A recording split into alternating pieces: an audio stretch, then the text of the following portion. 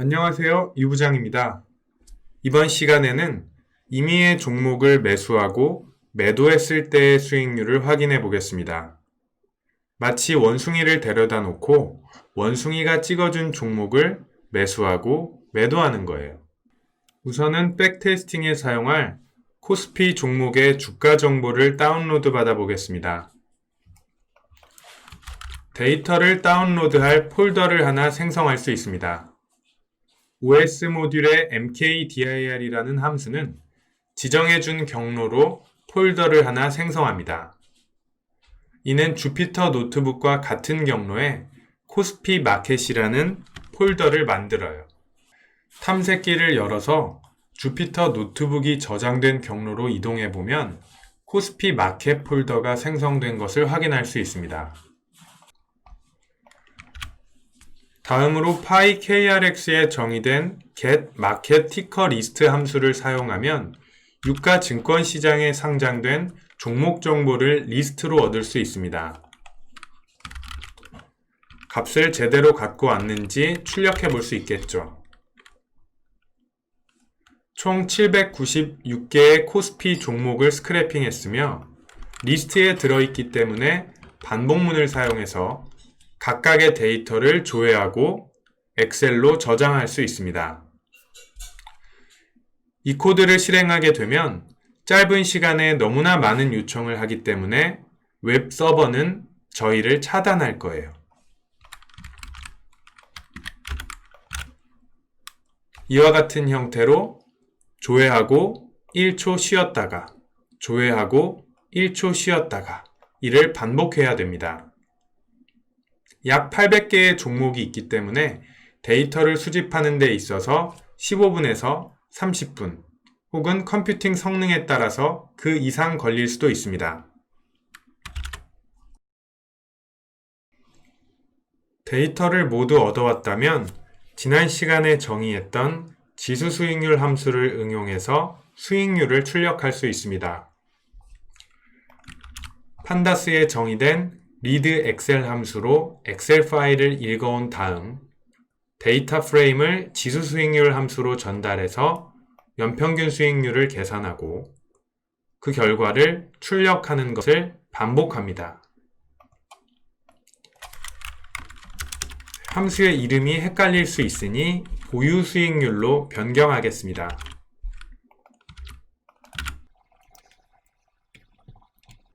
출력되는 메시지를 참고하면 코드를 실행하던 도중 에러가 발생했음을 확인할 수 있습니다. 0으로 나누기는 안 된다 라는 에러이며 로그 메시지를 자세히 살펴보면 기간 수익률을 n분의 1로 1승을 하는 부분이 있는데 여기에서 n이 0이라서 발생한 에러라는 뜻입니다.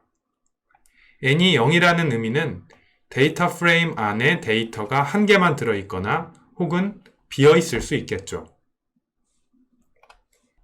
데이터가 저장된 폴더에서 엑셀 파일을 크기 순으로 정렬할 수 있습니다. 이 중에서 파일의 크기가 가장 작은 엑셀 파일을 열어보면 그 안에 데이터가 비어있음을 알 수 있죠. 363280이라는 종목은 TY홀딩스이며 네이버 금융에서 거래 정보는 9월 22일 이후로 표기된 것을 확인할 수 있습니다. 조회한 기간이 2020년 1월 1일부터 8월 31일까지이니 비어있는 결과가 출력되는 게 맞죠. 이러한 에러를 회피하기 위해서 데이터 프레임을 읽은 다음 데이터 프레임에 저장된 데이터의 개수가 1보다 클 때만 보유 수익률을 계산합니다.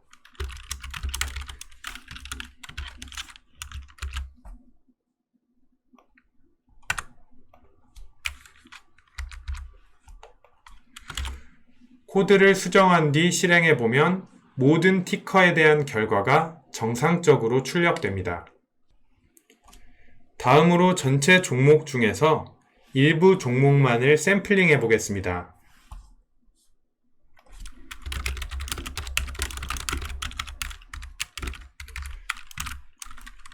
numpy의 랜덤 모듈 안에는 choice라는 샘플링 함수가 정의되어 있습니다. 첫 번째 파라미터로는 샘플링할 데이터를 입력하고 두 번째 파라미터로는 몇 개의 데이터를 선택할지를 지정합니다. 전체 티커 리스트에서 3개만을 선택해서 그 결과를 ND 어레이로 반환해 줍니다. 샘플링을 한 다음 앞서 정의한 수익률을 계산하는 코드와 연결을 해주게 되면 임의로 선정된 3개의 종목에 대한 보유 수익률을 출력합니다. 임의로 3개의 종목을 선택하기 때문에 실행할 때마다 다른 결과가 출력돼요.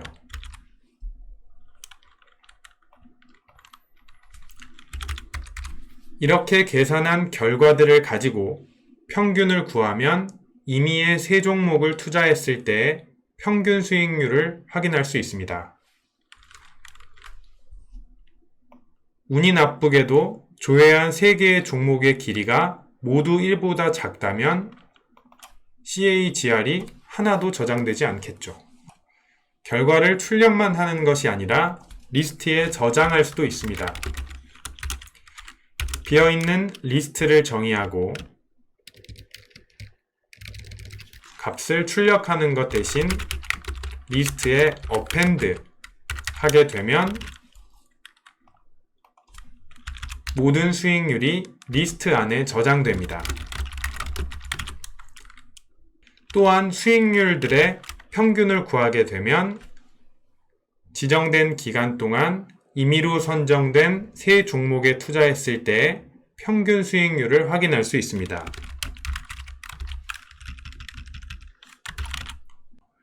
임의의 3개의 종목을 투자했을 때 109%의 수익률을 얻었음을 확인할 수 있습니다. 코드를 실행할 때마다 다른 결과가 출력됩니다. 작성한 코드를 함수로 정리해 보겠습니다.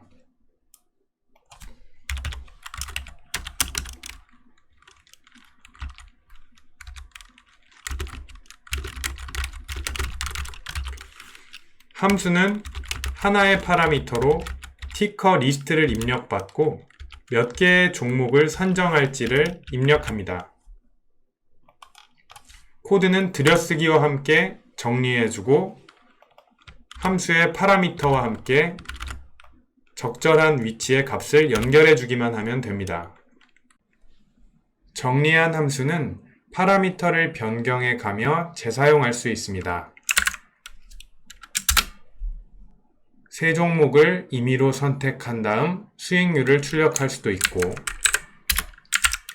임의의 10종목을 선택해서 평균 수익률을 출력할 수도 있습니다. 2개의 함수를 정의하고 이를 호출해 봤습니다. 이번에는 클래스로 코드를 정리해 보겠습니다. 원숭이라는 이름의 클래스를 정의할 것이며 들여쓰기와 함께 정리할 함수를 표현해 주기만 하면 됩니다. 또한 클래스 안에 정의된 함수를 메서드라고 부르는데 관습적으로 첫 번째 파라미터에는 self라는 키워드가 들어갑니다. 코드를 다르게 정리했기 때문에 사용하는 방법도 달라지죠. 원숭이라는 하나의 객체를 만들고 생성한 객체를 사용해서 안에 정의된 임의 종목 수익률이라는 함수, 메서드를 호출할 수 있습니다. 실행하기 전에 클래스 안에 정의된 메서드 안에서 다른 메서드를 호출할 때는 셀프 키워드와 함께 메서드의 이름을 나열해 줘야 되죠. 이렇게 수정한 다음 코드를 실행하면 그 결과는 같습니다. 평균 수익률이 출력돼요. 다만 코드를 정리하는 부분이 변경됐기 때문에 이를 사용하는, 호출하는 방법이 변한 것 뿐입니다. 자, 배웠던 것을 써먹어 보죠. 자, 생성자라는 것은 클래스 객체를 만들 때 파라미터를 받을 수 있게 하는 특수한 메서드입니다.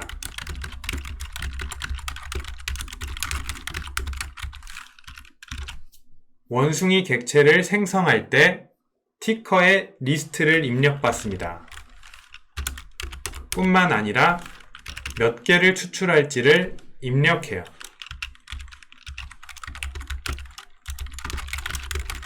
입력한 파라미터를 인스턴스 변수에 각각 저장합니다.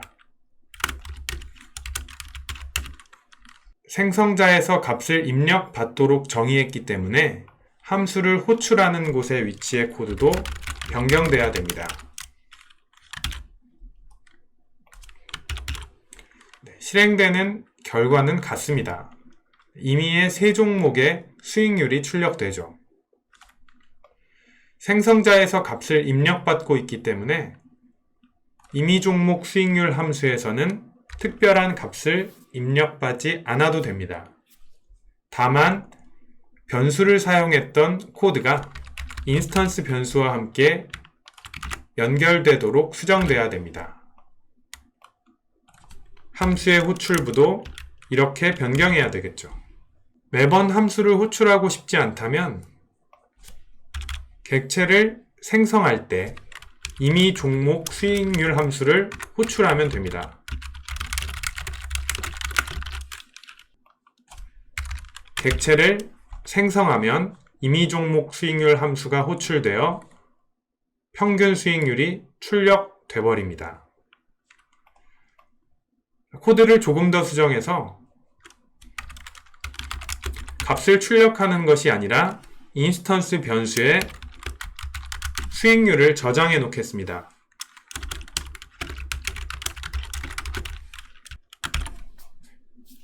코드를 실행하면 결과가 출력되지는 않지만 클래스 객체 안에 저장된 수익률이라는 변수 안에 평균 수익률이 저장되어 있습니다. 투자한 종목까지 저장해 놓을까요? 투자 종목에 타겟을 넣어 놓으면 되겠죠. 수익률도 출력할 수 있고 어떤 종목에 투자했는지도 확인할 수 있습니다. 원숭이 100마리를 만들어 보겠습니다.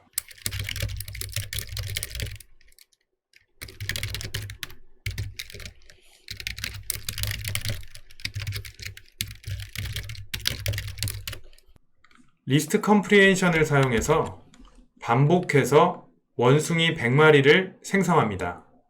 각각의 원숭이는 각각 다른 종목을 선정해서 투자한 결과를 가지고 있겠죠. 리스트의 길이를 출력해보면 당연히 100개이고 리스트에 0번째 들어있는 데이터의 타입을 확인해보면 원숭이임을 알 수 있습니다. 반복문을 사용하면 각각 원숭이 객체에 접근할 수 있고 원숭이의 수익률을 확인할 수 있습니다.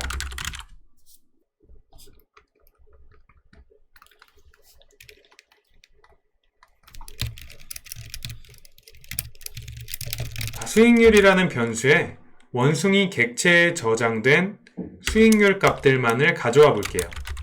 다시 리스트 컴프리헨션을 사용해서 앞서 원숭이 100마리가 저장된 리스트 안에 있는 원숭이 객체를 가져오고 그 안에 있는 수익률만을 리스트로 변환하라고 하니 이제는 수익률 변수에 리스트 형태로 수익률이 저장됩니다. 원숭이들의 수익률 평균은 numPy에 정의된 min 함수를 사용해서 쉽게 계산할 수 있습니다. 원숭이들은 평균 14%의 수익을 봤으며 가장 많이 손실을 본 불운한 원숭이는 50%의 손실을 받고 최대 수익률은 300%, 원금의 3배가 되었네요. 평균의 함정인지 아닌지를 확인하기 위해서 4분위수를 계산해주는 함수를 사용할 수 있습니다. 0이라고 입력하면 가장 작은 최소값 50% 손실이 나오고 100이라고 입력하면 가장 마지막에 있는 최대값 2.99가 나옵니다. 수익률을 줄 세웠을 때 0번 위치에 있는 값, 100번 위치에 있는 두 개의 값을 출력했습니다. 두 번째 파라미터로 25를 입력하면 4분의 1 위치에 있는 1분위수가 나옵니다. 중위값을 확인하면 절반 이상은 4%의 손실을 보고 있다는 사실을 알 수 있네요. 이를 시각화도 해보겠습니다. 수익률에 저장된 값을 정렬합니다.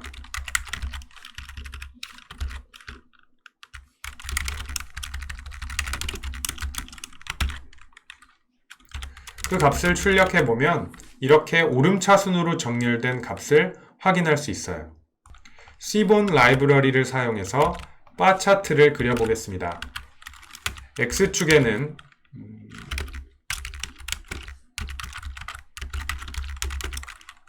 단순한 인덱스를 전달하고 Y축에는 앞서 정렬한 수익률을 넘겨줍니다.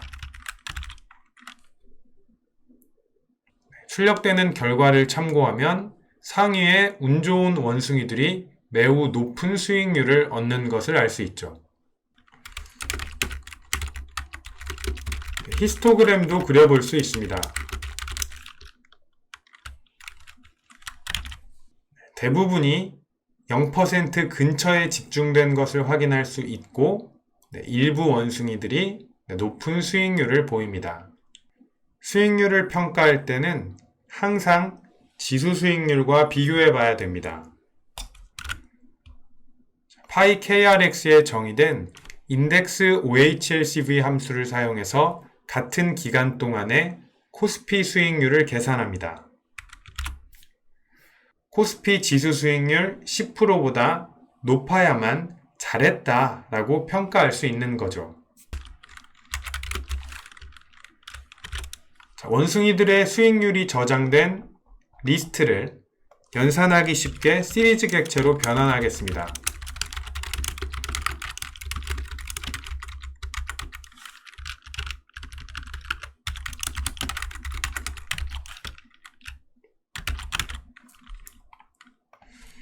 시리즈 객체에 대해서 수익률이 0.1보다 크니? 라고 비교를 하고 조건 객체를 사용해서 시리즈를 슬라이싱하게 되면 조건을 충족하는 데이터만 필터링 되어 그 결과가 다시 시리즈 객체로 반환됩니다. 이 안에는 조건을 충족하는 수익률들만 들어있어요. 몇 명의 원숭이가 코스피 지수 수익률보다 높은지를 카운팅을 해보면 38명임을 알 수 있네요. 100명 중에 38명은 종목 선정을 잘했다라고 평가할 수 있는 거죠. 지금까지의 결과를 종합해보면 약 50%의 원숭이들은 수익을 보고 있으며 전체 38%의 원숭이들은 시장 수익률을 상회하는 나은 결과를 얻고 있으며 최대 300%의 수익을 얻고 있습니다. 원숭이보다 수익률이 낮은 저와 같은 사람들은 조금 더 분발해야 되겠다라는 생각을 할 수 있네요. 여기까지 해서 간단하게 원숭이처럼 임의의 종목을 투자했을 때 수익률이 어떻게 되는지를 확인해 봤습니다.